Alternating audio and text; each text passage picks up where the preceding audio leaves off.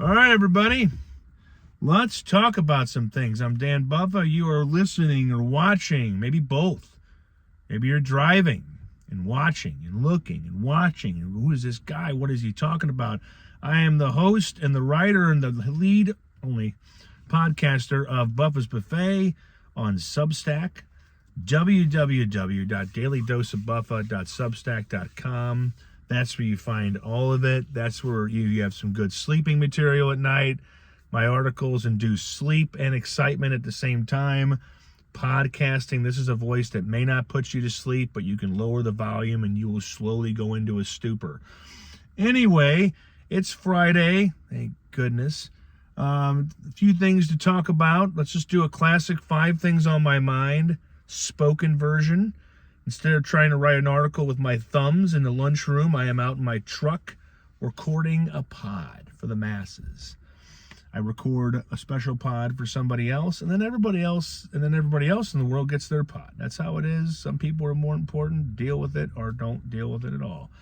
Number 1, if you need to eat in this area, bypass the chains if you can. If you're around the St. Louis City area, go to a fine establishment like Crown Candy Kitchen down on St. Louis Avenue. Rightfully located on St. Louis Avenue because it is St. Louis's premier BLT. And let me tell you something. This is not like a BLT where you got like 4 or 5 strips of bacon.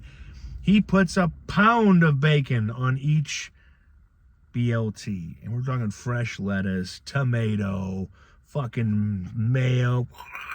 You know, we got the bread, and then we have enough bacon to make my buddy PJ jealous. My buddy PJ worked at the stadium with me. He would walk into the press box and get a whole plate of bacon. There wasn't a piece of broccoli. There wasn't a piece of cabbage. It was Bacon Town. We joke with him that by the end of that meal, that plate, he was just going to be a solid inside of his stomach. But Andy Karanzeev of the great Crown Candy Kitchen doesn't mess around when it comes to his bacon. And he's also got malts and shakes and chocolates and all kinds of stuff. He's got stuff for vegetarians. So don't think it's like, it's bacon. They killed a pig.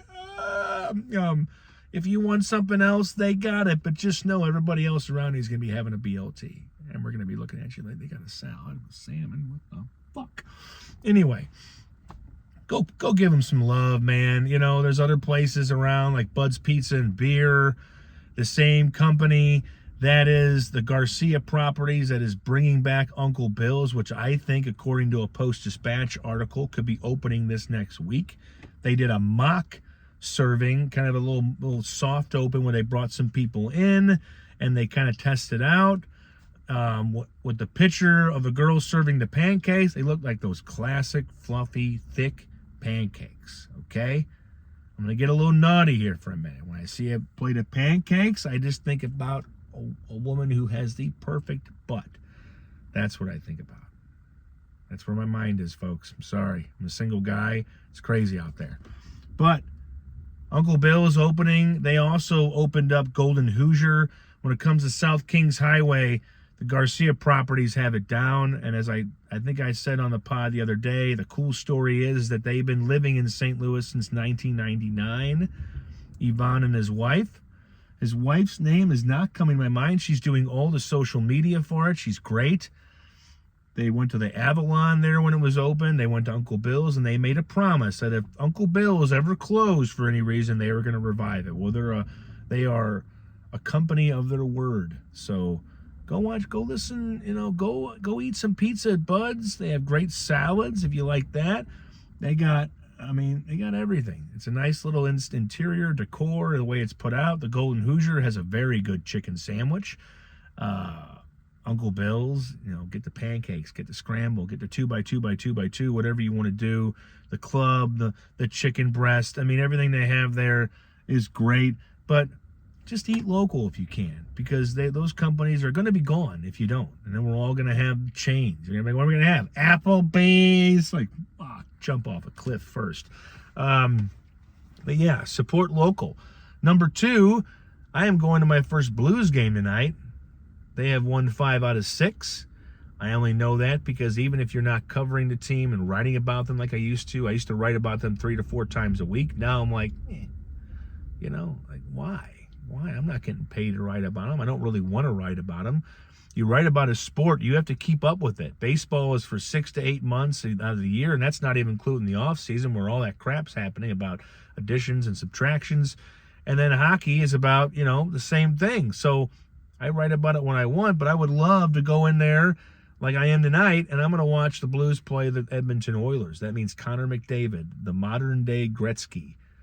Maybe Sidney Crosby, but I watch, Connor McDavid's just got that. It's like there's not players on the ice trying to defend him. It's traffic cones. He just goes around them. So we'll see if the Blues can slow him down tonight and make it 6 out of 7. Because right now, Blues are 5 points out of a playoff spot, but they got 5 teams ahead of them. So a lot of work to be done when you kind of fart away the first 3 to 4 months of the season. You got to hustle and hustle. So if not, they can at least play some better hockey. Number 3, on next week, I am watching Ready or Not with Samara Weaving. And the Pitt fans will be very happy to see Sean Haydosi. I think I'm saying his name right.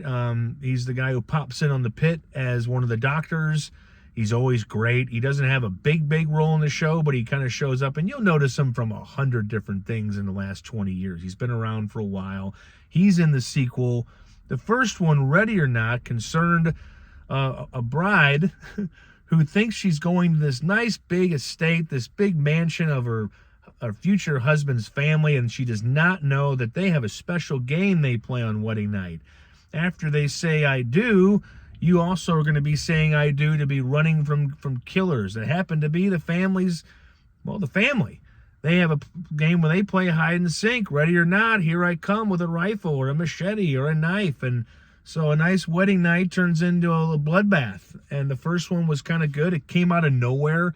I don't think people were ready for it, and it did well enough. It was cheap.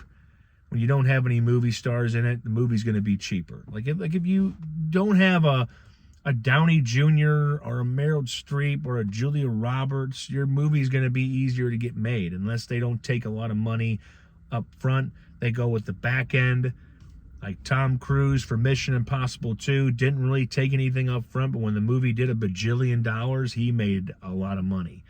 And so this movie doesn't really have a lot of stars in it, but there may have some people that like, oh yeah, that person, that girl, that guy. Oh yeah, what's his name? My dad's favorite line these days, and back when I was a kid and teenager watching movies with him, he's like, Dan, that guy, that went on for like 10 minutes. And then if I had a phone, if it was recent, I go, Dad, the name is this. Stop. It's like I can see the wood. I can feel and hear the wood burning up there. And I just want to stoke the fire and go, this is the answer, dude. Calm down. But Ready or Not 2, I like they just kind of just put a digit behind it. You don't got to have some fancy Too Fast, Too Furious. Yeah, Too Fast, Too Furious, too much of a piece of shit. That's what that movie was. Just call it 2. John Wick 2, John Wick 3, John Wick 4, John Wick 5. AK, let the poor guy rest, okay? Let him take those uncomfortable shoes off that he's been killing all these bad guys in. Let him wear a T-shirt instead of a suit and tie. I mean, when I have to put all that on and I look good, I clean up well, ladies and gentlemen. But when you're in that shit, you're like, you think you're gonna tear your suit. He's out there flipping guys, shooting, throwing his pistol at people, getting shotguns, going yeah, and then driving around and killing more people, and then going yeah. And then, whoa, that's Keanu Reeves' second favorite line. But yeah, Ready or Not 2 comes out, and I want to say next week after. I don't want to be the guy who goes, hold on, kick. Let me look that up.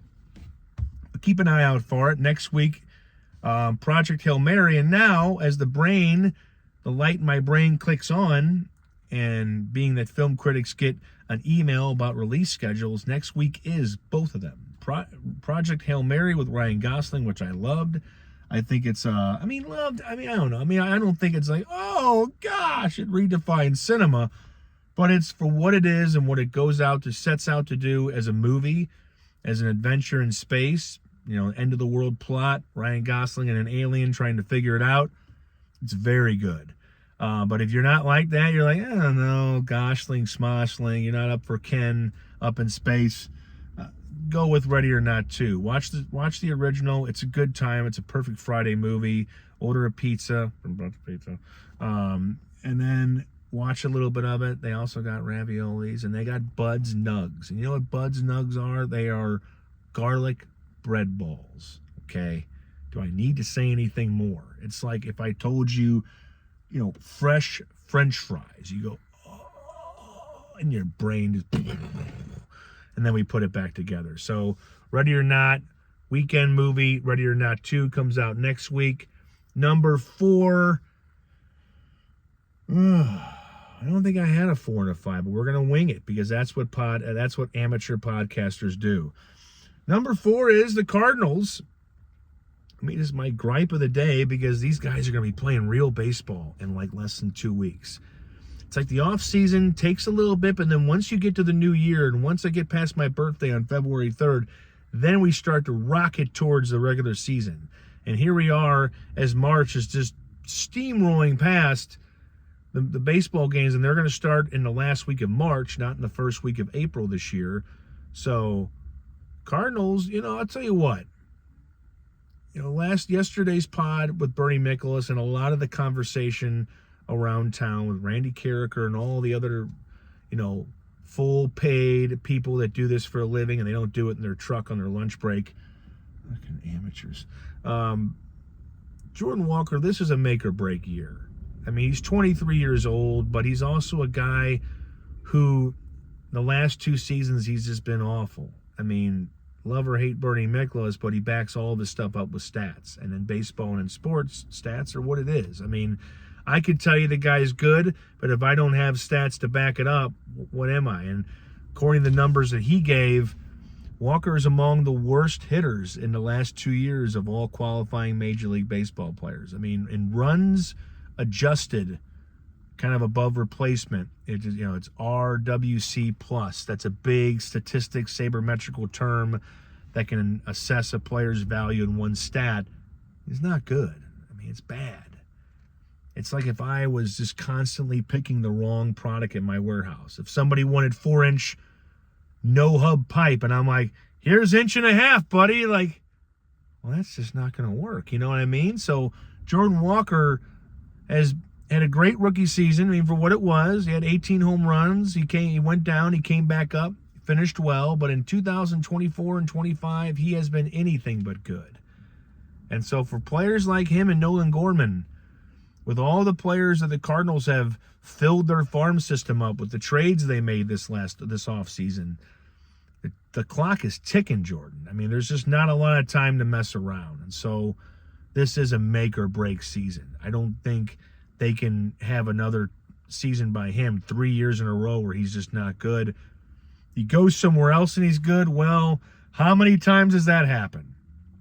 It won't be the last.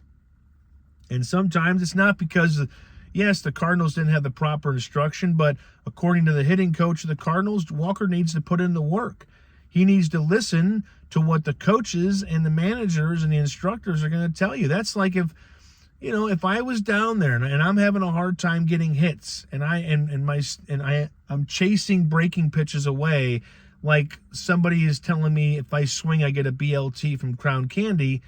That's what Walker's doing, and he's struggling, and he's not listening to instruction. If you want to make a bunch of money, Jordan, unless you want to, come down to my level and deliver plumbing in the soon-to-be sweltering St. Louis heat, or do you want to make a bunch of money catching fly balls in the sweltering St. Louis heat and fly first class and eat nice fancy dinners? Talk about eat local, go to Soulard, have a steak at Tucker's. My goodness, that steak is so good. I'd fight Jason Statham for that steak. I don't know. I think I had to fight Statham for a girl. I don't think that there's a food I'm going to go up against his little British ass. And really, if there was a girl I wanted behind him, a very specific girl, I just hit him with a pipe wrench and go, okay, little guy, okay, go start in your transport your sorry ass to the trash can transporter. But yeah, the Cardinals make or break years for certain players, and certain players are 23 years old, which is very young. So, number 5. What is number 5? What do I have to say about number 5? Number 5 is HBO's got a lot of shows right now. I'm really enjoying The Pit. I mentioned one of the stars of that's going to be in Ready or Not 2. I have not watched the Steve Carell Rooster show that came out, premiered on Sunday. I have not watched the second episode of DTF St. Louis.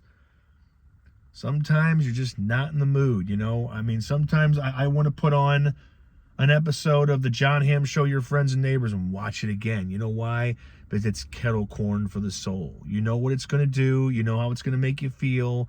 You're not going to lose your time if it sucks, or if it just makes you feel bad, or puts you in a mood, or I don't know. So a lot of shows to watch on HBO, maybe not urgently watching shows. But that's all I got today, folks. I hope you have a good weekend. The weekend is usually where I do more writing, because doing this is a little easier than sitting on my phone and writing an article with my thumbs, which I have done a lot, but it's just hard because the brain moves faster than the hands. Like, the brain wants to put out all this stuff, and the hands are just, the thumbs are trying to keep up with periods and commas and hyphens and, you know, separating, because everybody out there wants to read an article and go, he messed up. This is not punctuated correctly, Gerald. But yeah, so I like to just talk into a camera. It's kind of fun. Yes, I can shut up. People that think I can't shut up, I can shut up, I promise. You need to give me something to watch to shut me up, or give me a BLT, or give me a good movie to watch, or give me a baseball team worth watching. So until then, have a good one. Be kind out there. Read some more stuff on the website. There's a lot of stuff there. I just finished or published my 1,100th post, 1,100 articles on Substack alone. There's like 1,600 over on Dose of Buffa, and another 1,000 out in the internet somewhere. I'm all over the place. Sometimes it could be a bad thing, trust me. But for now, I'm going to get back in there and plumb until it's time to go home. And then I'm going to go watch the Blues. And hopefully they don't waste my time. I don't like my time getting wasted. Time is money. And so until next time, folks, have a good one. I love you.